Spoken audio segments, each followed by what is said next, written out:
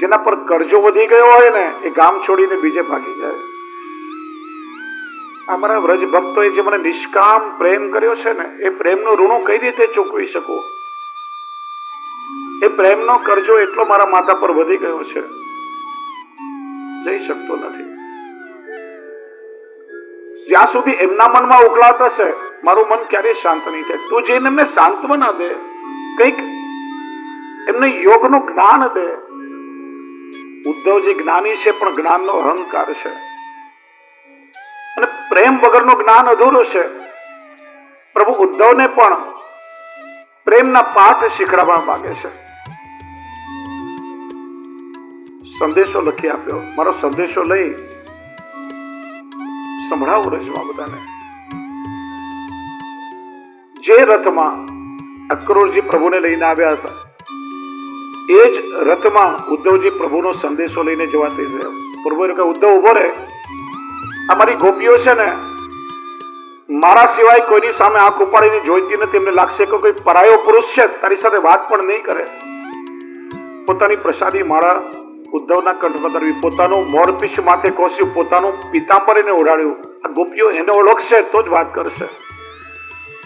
પ્રભુએ પોતાનું I card ઉદ્ધવને આપ્યું છે, ઓળખાણ આપ્યું છે.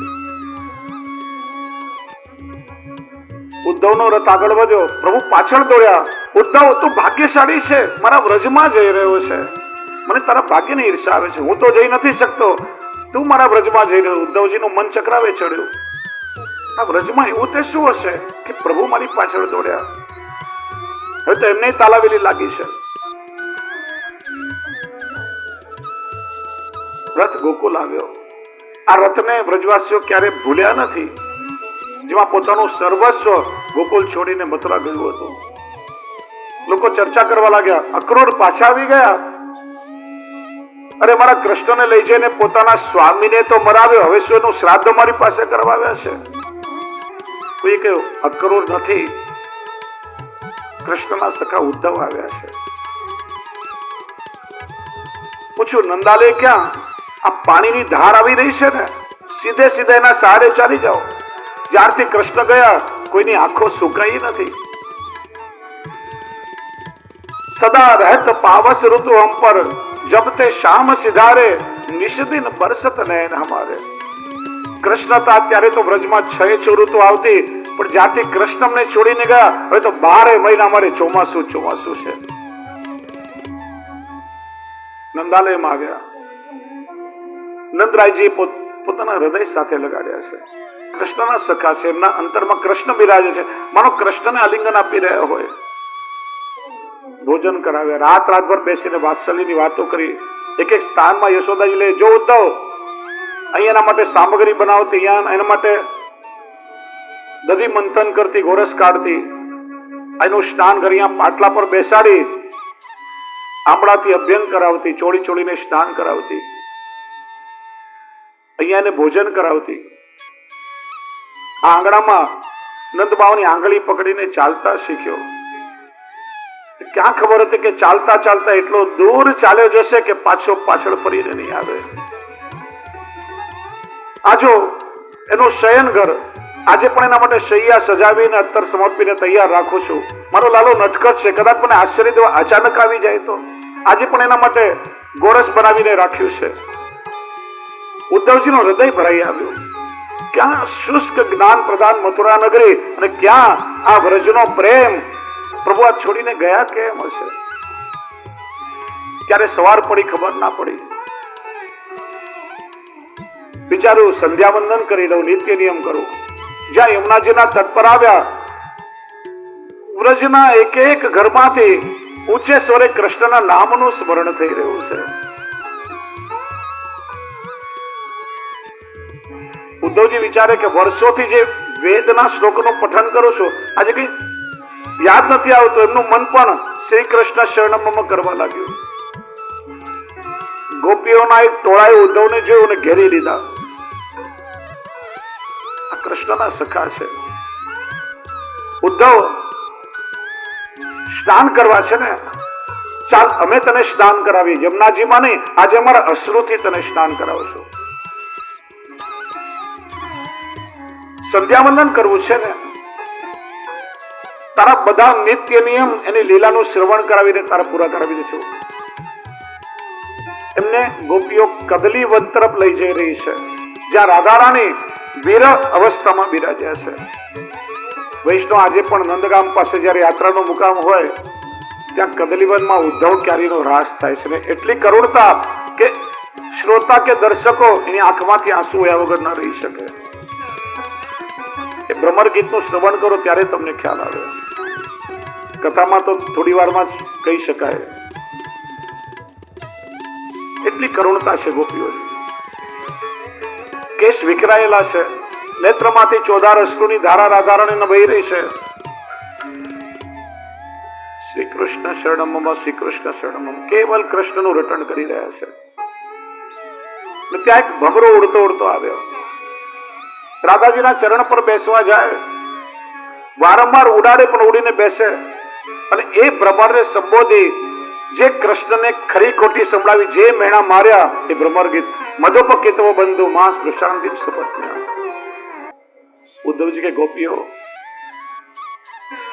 કૃષ્ણને તમે મેણા મારો છો, મેં તો પરમાત્મા છે, સર્વત્ર છે. એ તમારાથી દૂર ક્યાં છે? પંચ તત્વમાં એ છે. તમે એનું ધ્યાન ધરો, મનથી ધ્યાન ધરશો, અનુભવ થશે. ઉદ્ધવ તો કયો યોગ અમને શીખડાવે છે? અષ્ટાંગ યોગ તારી પાસે હશે, પણ અમે તો પ્રેમ યોગમાં તરસી રહેલા પ્રેમીઓ છે. અમારા યોગને તું નહીં સમજી શકે. અરે તું કે છે ધ્યાન ધરો, ઓધો મન ન ધોય 10-20, એક હતો જો ગયો શામ સંગ કોણ ભજે જગદીશ. ધ્યાન કરવા માટે મન તો હોવું જોઈએ ને. અરે મારું મન શ્યામ સુંદર સાથે લઈ ગયા છે, અમારી પાસે 10-20 મન ક્યાં છે? કોનું ધ્યાન કરીએ? વાર્તાલાપ ચાલે છે. પ્રભુનો સંદેશો સંભળાવ્યો, ભવતી નામ વિયોગો મેં નહીં સર્વાત્મના ક્વચિત આત્મત્વાદ ભક્તવશ્યત્વાદ સત્યવાક્તવાદ સ્વભાવત. જો શ્રી મહાપ્રભુજીએ જયારે પૃથ્વી પ્રદક્ષિણા દરમિયાન બદ્રીનાથજીથી વ્યાસાશ્રમ પધાર્યા, વ્યાસજી પોતે શ્રી મહાપ્રભુજીનું સ્વાગત કરવા પધાર્યા, ભીતર લઈ ગયા. 3 દિવસ સુધી ભાગવતજી પર ચર્ચા કરી.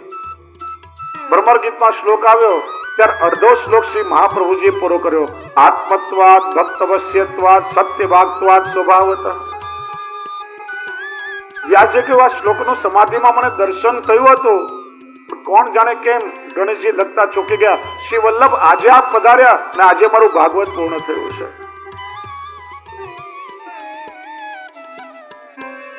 3 દિવસ માટે આવેલા ઉદ્ધવજી 3 મહિના વ્રજમાં રોકાયા. એક દિવસ ગોપીઓ એક સ્થાનમાં લઈ જાય. જો ઉદ્ધવ, અહીંયા પ્રભુએ મારી મટકી ફોડી દાન માંગ્યું, અહીંયા પ્રભુને અમે ઝૂલામાં ઝૂલાવ્યા, અમારા ઘરમાં માખણ ચોરી કરવા પ્રભુ નિત્ય પધારતા, આ ગિરિરાજજીની તળે પર નિત્ય પ્રભુ ગૌચારણ કરતા, અહીંયા પ્રભુએ રાધાજી સાથે માન લીલા કરી, અહીંયા પ્રભુ અમારી સાથે હોળી ખેલ ખેલ્યા. એક સ્થાનમાં જઈ એ લીલાનો સત્સંગ કરાવે. અને વૈષ્ણવ એ જ ભાવથી આપણે વ્રજયાત્રા કરવી જોઈએ. જે સ્થાનમાં જઈએ ત્યાં લીલાનું અનુસંધાન થવું જોઈએ, ત્યારે તમારી વ્રજયાત્રા સફળ થાય. 3 મહિના વીતી ગયા, ખબર ના પડી. વિચારું મારા પ્રભુ યાદ કરતા હશે. યશોદાજીને પૂછે, મૈયા તમારા જવાનો સમય થયો છે, તમારે લાલાને કઈ સંદેશો દેવો છે? ઉદ્ધવ, મારા કાનુડાને એટલું કહેજો કે મથુરામાં એને સુખ મળતું હોય ને, ભલે મથુરા મારે, પણ એના ઘરડા મા બાપને દાસ દાસી બનાવીને અમનેની સેવામાં ત્યાં બોલાવી લે. કમસે કમ એના દર્શન તો અમને થાય. ભલે દેવકીજીને નહીં ગમે તો ક્યારે મારો પુત્ર નહીં કહું, ભલે મને માં કહીને ન બોલાવે, દાસ દાસી બનીને સેવા કરશે. આજે પણ ઘણા મા બાપની સ્થિતિ હોય. આજે આપણા બાળકો મા બાપને છોડીને અમેરિકા, કેનેડા, ઓસ્ટ્રેલિયા, ન્યુઝીલેન્ડ ભણવા માટે જાય. ભરેલા મનથી મા બાપ વિદાર કહે, પણ દરેક મા બાપની ઈચ્છા કે ભલે અમારા બાળકો દૂર હોય પણ સુખેથી રહે. એ મા બાપનો હૃદય વેદનાને જાણી શકે. નંદરાયજીને પૂછ્યું, નંદરાયજીએ બહુ સુંદર વાત કરી. ઉદ્ધવ, કૃષ્ણને જઈને કહેજો કે અમારા કર્મોના કારણે જેટલાય જન્મ લેવા પડે, એક પણ જન્મ એની કૃપાથી ઓછો ન કરે, પણ એટલી કૃપા કરે કે અમારો દરેક જન્મ કોઈ વૈષ્ણવને ત્યાં થાય અને એની સેવા અમે કરતા રહીએ. નંદરાયજીએ માગ્યું છે. ગોપીઓને પૂછ્યું, ગોપીઓ તમારે પ્રભુને કઈ કેવું છે? ગોપીઓ કહ્યું, ઉદ્ધવ ઠાકોરજી અમારા પર બહુ કૃપા કરી છે. તમે કહો છો કૃષ્ણ છોડીને ગયા, પણ ગયા છે ક્યાં? અરે જો હમણાં ગાયો ચરાવીને આવતા હશે. આ તો તમારો ભ્રમ છે કે કૃષ્ણ મથુરા છે. અમારા પ્રભુ તમને છોડીને ક્યારે ગયા જ નથી. ગોપીઓએ પોતાના રોમ રોમમાં દર્શન કરાવ્યા છે. એ તો કૃપાનો સાગર છે. પણ ઉદ્ધવ કૃષ્ણને એટલું જ કહેજો કે તમે મન મૂકીને વરસ્યા, પણ અમે જન્મ જન્મના તરસ્યા. પ્રભુ આપે કૃપા કરવાનું કઈ બાકી રાખ્યું નથી, પણ અમારું મન સદાય આપના દર્શન માટે તરસતું રહે છે. ગોપીઓની ચરણ રજ લઈને પોતાના મસ્તક પર ચડાવી. વંદે નંદ વ્રસ્ત્રીણામ પાદરેણુમ અભિક્ષણસ યાસામ હરિકથોદ્ગીતમ પુનાતિ ભુવનત્ર. ધન્ય છે આ ગોપીઓની ચરણ રજને. અરે હું તો એમના ચરણને સ્પર્શ કરવાને પણ યોગ્ય નથી. ક્યાં એમનો દિવ્ય પ્રેમ, ક્યાં મારું શુષ્ક જ્ઞાન. આ ચરણ રજ ત્રણેય ભુવનને પાવન કરે છે. વિધાતાને વિનંતી કરી, આસામહો ચરણ રેણુ જુસામ શ્યામ વૃંદાવને કિમપી ગુલમલતો સદિનામ. જીવાત્માનો બીજો જન્મ થાય તો મને વ્રજમાં સૂક્ષ્મ વનસ્પતિ કે લતા પતા રૂપે અવતાર આપો. ક્યારેક ગોપીઓ અહીંથી પસાર થાય, એની ચરણ રજ ઉડીને મારા મસ્તક પર લાગે તોય હું કૃતકૃત્ય થઈ જાઉં. વ્રજ રજને સાષ્ટાંગ દંડવત કરી મથુરા આવ્યા. જ્યાં રથ મહેલના દ્વારમાં પ્રવેશ્યો, પ્રભુ દોડ્યા જઈને ઉદ્ધવને પોતાના હૃદય સાથે લગાડી લે. ઉદ્ધવ, તારા દેહ પર મારા વ્રજની રજ લાગેલી છે. આ મારી ગોપીઓની ચરણ રજ છે, મારી ગાયોની ખરીની રજ છે. મારા વ્રજવાસીઓ કુશળ તો છે ને? ઉદ્ધવે મેણા મારે. કૃષ્ણ અત્યાર સુધી દીનબંધુ, દયા સાગર, કરુણાનિધિ, કૃપા સાગર આ નામ તો સાંભળે, પણ આજે ખબર પડી તમે કેટલા કઠોર છો. શું ખાક ઠીક છે? તમારા વગર બસ ખાલી શ્વાસ લેતા જીવી રહ્યા છે. અરે ઉદ્ધવ, વ્રજમાં જઈને પણ તું વ્રજના સ્વરૂપને તે ના ઓળખ્યો. મારી ગોપીઓ મારાથી દૂર નથી. ઠાકોરજીએ પોતાના શ્રીઅંગમાં સમગ્ર બ્રજ ભક્તોના દર્શન કરાવ્યા. ઉદ્ધવે ચક્રાવે ચડ્યા, બ્રહ્મા નાખે ભ્રમર ગીત ને બ્રહ્માથી બહાર કાઢે ભ્રમર ગીત. પ્રભુ આ તે કઈ લીલા. વ્રજનું સ્મરણ થતા ઉદ્ધવના નેત્રમાંથી અશ્રુનું બિંદુ ટપક્યું. પ્રભુએ હસ્તમાં ઝીલી લઈ પોતાના નેત્રમાં આંજ્યું અને પ્રભુના નેત્રમાં રાધા અને માધવનું મિલન થયું છે. પૂર્વાર્ધને વંદન કરીએ. 10મો સ્કંદ ઉત્તરાર્ધ. જ્યારે માનવીના જીવનનું ઉત્તરાર્ધ આવે, 50 વર્ષ પછી ઉત્તરાર્ધ આવે, ત્યારે જરા અને કાલ આવે છે. અને જરા અને કાલનું સામર્થ્ય નથી કે પ્રભુને સ્પર્શી શકે.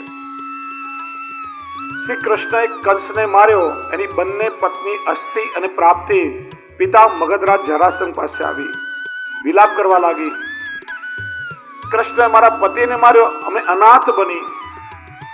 23 અક્ષૌહિણી સેના લઈ મથુરા પર આક્રમણ કર્યું. 17 વાર આક્રમણ કર્યું અને 17 વાર યુદ્ધમાં હરાવીને ભગાડ્યો છે. 18મી વાર આક્રમણની તૈયારી કરી રહ્યો છે. પણ એકલો નથી. નારદજી દ્વારા પ્રેરાયેલો વીર કાલ્યવન 3.5 કરોડ મ્લેચ્છનું સૈન્ય લઈ આક્રમણ કરવાનું વિચારે છે. ભગવાને વિચાર્યું કે એક સાથે 2 આફતો મથુરા પર આવી રહી છે. જરાસંઘ સાથે લડવા જઈશ, કાલ્યવન યાદવોને મારશે, અને કાલ્યવન સાથે લડવા જઈશ, જરાસંઘ સતાવશે. પહેલા મારા મથુરા વાસીઓને સુરક્ષિત કરી દઉં. ભગવાને વિશ્વકર્માને આજ્ઞા કરી અને સમુદ્રની અંદર 48 કોષ વિસ્તારનો એક અભેદ્ય જલ દુર્ગ બનાવ્યો અને પોતાની યોગ માયા દ્વારા સમસ્ત મથુરાવાસીઓમાં સુરક્ષિત પહોંચાડ્યા. અંદર બધાને મૂક્યા. બહાર જવાનો કોઈ રસ્તો નથી. બધા શોધવા લાગ્યા. દ્વાર ક્યાં, દ્વાર ક્યાં? નામ થયું દ્વારકા. બધાને સુરક્ષિત પહોંચાડી પ્રભુ બહાર પધાર્યા. સામે કાલ્યવન ઉભો હતો. વિચાર્યું કે નારદજી જે વર્ણન કર્યું આ જ કૃષ્ણ છે. કોઈ અસ્ત્ર શસ્ત્રથી ખાલી હાથે છે તો હું પણ ખાલી હાથે લડવા જાઉં. કાલ્યવન દોડ્યો અને ભગવાને રણછોડ દીધા કરી મુઠ્ઠીઓ વાળીને ભાગ્યા. કાલની તાકાત નથી પ્રભુને પકડી શકે. પર્વતની ગુફામાં મુચકુંદ રાજા ચીર નિદ્રામાં પોડ્યા. તેમણે વર્ષો સુધી જાગીને દેવોની સેવા કરી હતી. દેવોનું વરદાન હતું કે ચીર નિદ્રામાં પોડો, કોઈ તમારી નિદ્રા ભંગ કરશે અને તમે ક્રોધથી જોશો તો બળીને ભસ્મ થઈ જશે. અને કાલ યવનને વરદાન હતું કે યુદ્ધમાં એને કોઈ હરાવી શકે નહીં. પ્રભુ ગુફામાં પધાર્યા, પોતાનો પીતાંબર મુચકુંદ રાજાને ઉડાડી દીધું, સંતાઈ ગયા. કાલ યવન આવ્યો, પીતાંબર જોઈને વિચાર્યું કૃષ્ણ છે, જોરથી લાતની ઠોકર મારી. મુચકુંદ રાજા જાગ્યા, ક્રોધથી જોયો અને કાલ યવન બળીને ભસ્મ થઈ ગયો. પ્રભુ પધાર્યા, દંડવત પ્રણામ કર્યા, માગો પ્રભુ મને આપની ભક્તિ આપો. તમારો આવતો જન્મ બ્રાહ્મણ કુળમાં થશે ત્યારે મારી ભક્તિ તમને પ્રાપ્ત થશે. મુચકુંદ રાજાનો બીજો જન્મ નરસિંહ મહેતાનો માનવામાં, ઘણા લોકો વિદુરજીનો અવતાર માને છે, માન્યતાનો ભેદ છે. ભગવાનનું વરદાન મળ્યું, ભક્તિ મળી. કેદારો રાગ ગાશો ત્યારે હું પ્રગટ થઈ જઈશ. જ્યારે જ્યારે કોઈ સંકટ આવ્યું ત્યારે પ્રભુની પ્રાર્થનાઓ ગાઈ અને પોતાના લૌકિક કામ પ્રભુ પાસે કર્યા. મારી હુંડી સ્વીકારો ને મહારાજ. ને પ્રભુ એમના કાર્ય કર્યા. અંતિમ સમયમાં મનમાં વસવસો હતો, પસ્તાવો હતો કે પ્રભુએ વાણીનું દાન કર્યું. આ વાણીથી ગુણગાન ગાવાને બદલે પ્રાર્થનાઓ ગાઈ ગાઈને એમને પરિશ્રમ કરાવ્યો છે. એમનો બીજો જન્મ અસારવાના ભાઈલા કોઠારીના જમાઈ ગોપાલદાસજીના રૂપમાં થયા. પૂર્વ જન્મનું અનુસંધાન હતું. પ્રભુએ વાણીનું દાન કર્યું, લીલાઓ ગાવાના બદલે મેં પ્રાર્થનાઓ ગાઈને પરિશ્રમ આપ્યો. જન્મથી જ વાણી ન ખોલી, લોકો સમજ્યા મૂંગા છે. જ્યારે શ્રી ગુસાઈજી અધરામૃત ચરબી તાંબુલનું દાન કર્યું ત્યારે પૂર્વ જન્મના અનુસંધાનના કારણે પ્રથમ આખ્યાન કેદાર રાગમાં પ્રગટ કર્યું છે.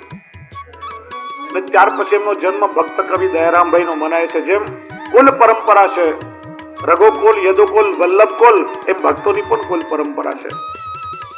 દામોદરદાસ સરસાની જેને પણ 10 જન્મનું વરદાન મળ્યું છે. એ રીતે ઠાકોરજી કૃપા કરી, પ્રભુ પધાર્યા. જરાસંધ રાહ જોઈને ઉભો છે.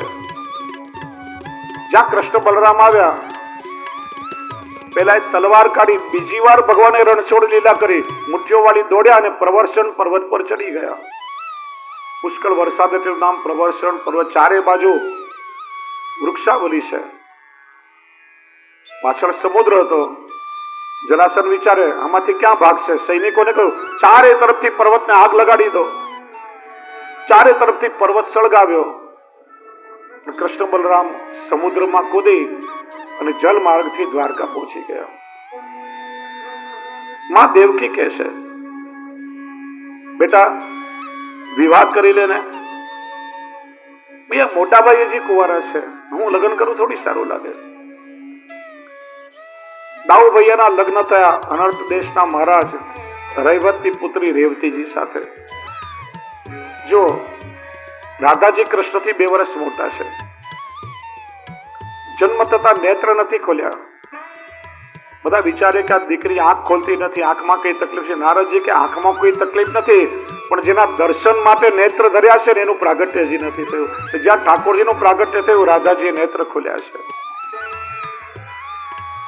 5 વર્ષ કો કુંવર કનૈયા, 7 વર્ષ રાધા ગોરીની રસિયા. 2 વર્ષ મોટા. ને રેવતીજી કેટલા મોટા? 1 યુગ મોટા છે દાઉજીથી. મહારાજ રેવત આવ્યા, બ્રહ્માજીને કહ્યું મારી પુત્રીને યોગ્ય કોઈ વરરાજા શોધી આપો. કે હમણાં શોધી લો. બ્રહ્માજીને 2-3 મિનિટ થઈ ને 1 યુગ પૂરો થઈ ગયો. મોટા ભાઈના લગ્ન થયા. મૈયા કે બેટા હવે તો લગ્ન કરી લે. આમ તો લગ્ન નહીં કરવા, પણ મને ગમે, મને જોઈએ એવી કન્યા ક્યાંક મળે ને તો માં લગ્ન કરું. બેટા તને કેવી કન્યા ગમે?